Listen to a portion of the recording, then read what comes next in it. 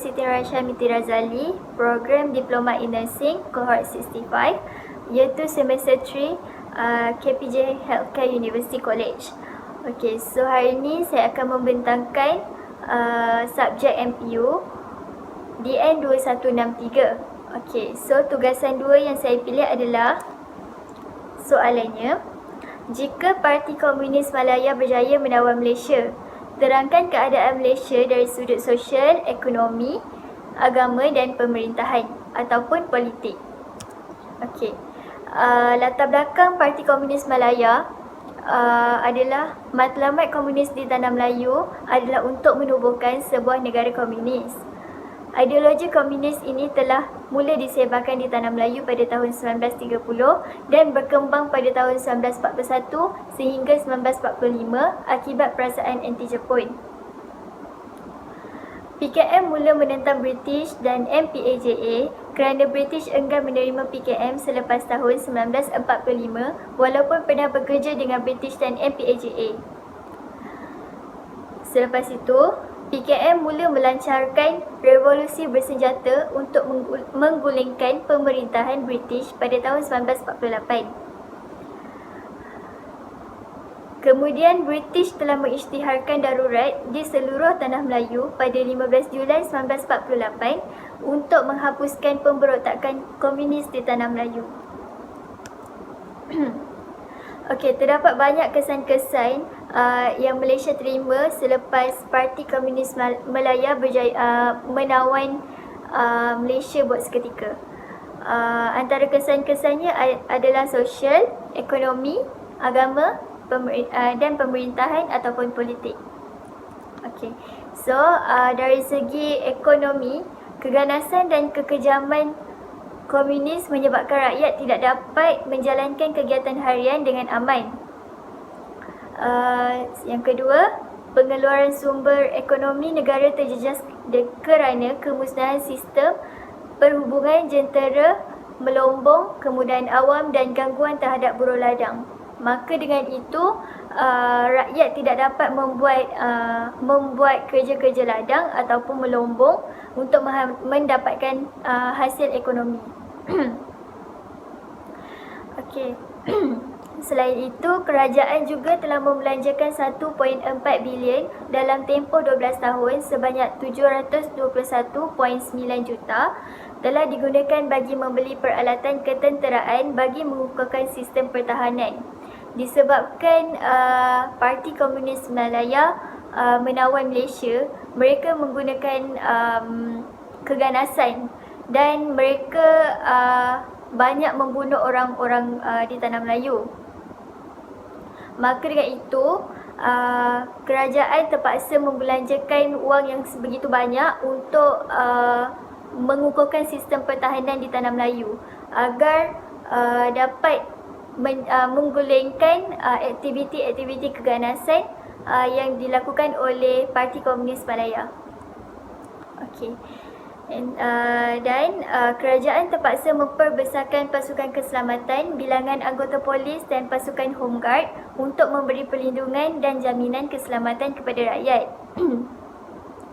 Dia sama je macam tadi, sebab memperbesarkan pasukan keselamatan. Okey, memperbesarkan pasukan keselamatan adalah untuk memastikan keamanan di Tanah Melayu ketika itu berada dalam keadaan yang terjaga dan terkawal. Okey, kesannya kerajaan kurang memberi perhatian terhadap usaha untuk meningkatkan taraf hidup rakyat. Disebabkan banyak perkara yang kerajaan telah buat untuk menjaga keamanan dan kesejahteraan negara, kerajaan kurang memberi perhatian terhadap usaha untuk meningkatkan taraf hidup rakyat. Okey. Kesan pemerintahan atau kesan politik pula, penguatkuasaan undang-undang darurat iaitu penguatkuasaan undang-undang darurat. Okey, penguatkuasaan undang-undang darurat. Ini adalah akibat daripada tawanan Parti Komunis Malaya di Tanah Melayu. oleh kerana Parti Komunis Malaya mengganas dan membunuh orang-orang di Tanah Melayu, kerajaan telah menguatkuasakan undang-undang darurat, iaitu sesiapa sahaja yang dianggap bekerjasama dengan komunis akan dihukum bunuh. Malah kaum Cina juga yang dianggap bersekongkong dengan Parti Komunis Malaya akan dihukum bunuh. Okey. Selain itu, bendung gerakan kebangsaan berhaluan kiri, iaitu pengharaman Parti Komunis Malaya dan parti politik yang memperjuangkan kemerdekaan seperti Angkatan Wanita Sedar, AWAS, Ikatan Pemuda Tanah Air Melayu, PETA, Pemuda Radikal Melayu dan Hizbul Muslimin. Okey, oleh kerana Parti Komunis Malaya melakukan keganasan, Parti PKM telah diharamkan oleh kerajaan di Tanah Melayu waktu itu. Selain itu, parti-parti lain juga tidak dibenarkan, parti-parti lain juga dikenakan hukuman sekiranya tujuan parti tersebut adalah untuk memperjuangkan kemerdekaan. Ini kerana bagi mengelakkan lagi perpecahan perpaduan kaum. Dan pelonggaran syarat kerakyatan kepada orang bukan Melayu supaya tidak berpihak kepada komunis. Ini adalah kerana untuk mempengaruhi orang bukan Melayu di Tanah Melayu agar tidak berpihak kepada komunis. Dan sistem ahli telah diperkenalkan pada tahun 1951 hingga 1952 oleh British sebagai langkah ke arah berkerajaan sendiri. Okey, dan akhir sekali, Perikatan UMNO MCA di bawah pemimpin Tunku Abdul Rahman memainkan peranan yang penting dalam proses mencapai kemerdekaan. Okey, kesan sosial, kehidupan rakyat di Tanah Melayu tidak terjamin kerana mengalami penderitaan dan kesusahan yang sama, iaitu serangan bom tangan, pembunuhan, penculikan, perampasan, pembakaran harta benda dan perompakan. Bukan itu sahaja, malah Parti Komunis Malaya PKM juga telah melakukan keganasan sehingga menyebabkan kematian yang ramai. Penduduk Cina menjadi sasaran kerana komunis mempengaruhi ketidakyakinan Cina terhadap sistem pentadbiran kerajaan. Jadi orang Cina enggan bekerjasama dengan kerajaan kerana mereka selalu menjadi sasaran orang-orang di Tanah Melayu menganggap bahawa orang Cina adalah orang Cina bersekongkong dengan Parti Komunis Malaya. Okey. Dan keganasan terhadap rakyat di Tanah Melayu dengan melakukan pembunuhan yang kejam, iaitu membakar dan mencampakkan sasaran ke dalam api, menembak dan menikam mati. Setelah mati, mayat tersebut akan diselit secebis nota yang menyatakan si mati adalah seorang pensubahat. Okey, so inilah kesan sosial. Inilah kesan sosial terhadap orang-orang di Tanah Melayu pada ketika itu. Dan Parti Komunis juga bertindak kejam di Tanah Melayu, iaitu dengan merampas peralatan masjid, bahan makanan, wang, rokok dan senjata api. Buktinya, pada 17 April 1951, 40 komunis telah menyerang sebuah masjid di Raut Pahang. Penjaga masjid telah ditembak mati dan peralatan masjid dirampas. Okey, maka dengan itu orang-orang di Tanah Melayu berasa takut untuk pergi ke masjid kerana PKM sudah mula mengganas dengan keagamaan, dengan cara keagamaan. Okey, dan hubungan perkauman terjejas kerana orang Melayu dan India mendapat layanan yang baik. Sebaliknya orang Cina dianggap sebagai membantu dan memberi sokongan terhadap China. Hal ini telah mendatangkan perasaan dendam terhadap orang Melayu kerana membantu Jepun memerangi Malayan People Anti-Japanese Army (MPAJA) yang dianggotai oleh orang Cina.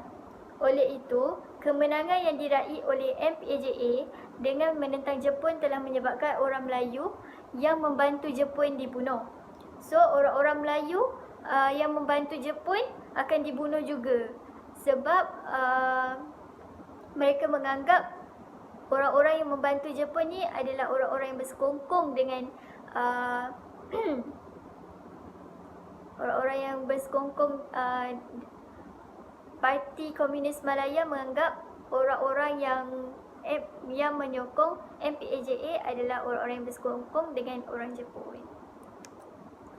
Okey.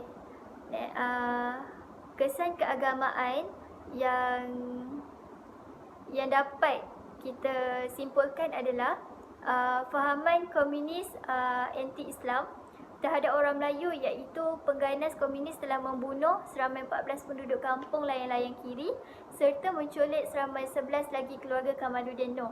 Bukan itu sahaja, malah ramai penduduk di Tanah Melayu juga tidak dijumpai sehingga kini. Selain itu, merampas segala peralatan masjid dengan menembak mati penjaga masjid. Okey, ni yang tadi tu.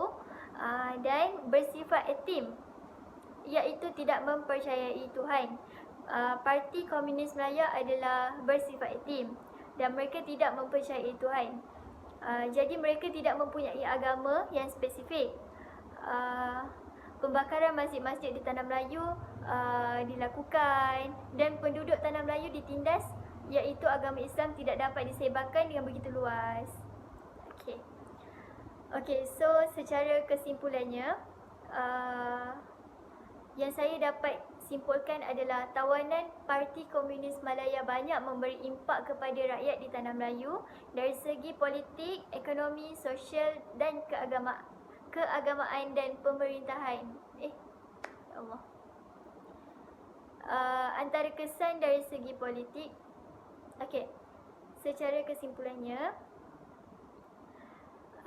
tawanan Parti Komunis Malaya banyak memberi impak kepada rakyat di Tanah Melayu dari segi politik, ekonomi, sosial dan agama. Antara kesan dari segi politik yang saya dapat simpulkan ialah ianya banyak memberi impak yang besar terhadap para pejuang tanah air untuk merealisasikan impian kemerdekaan pada 31 Ogos 1957 dan mempertahankan negara sehingga wujudnya Perjanjian Hak Yai.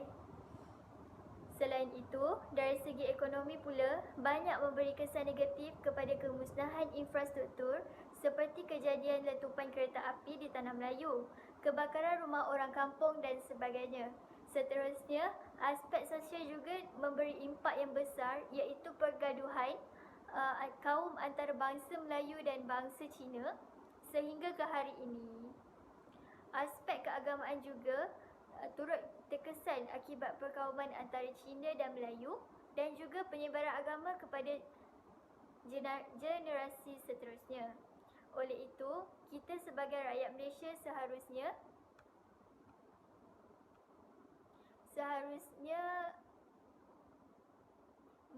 menanamkan semangat cinta akan tanah air agar tidak mudah memberi kepercayaan kepada pihak luar dalam menyelesaikan sesuatu masalah di negara ini.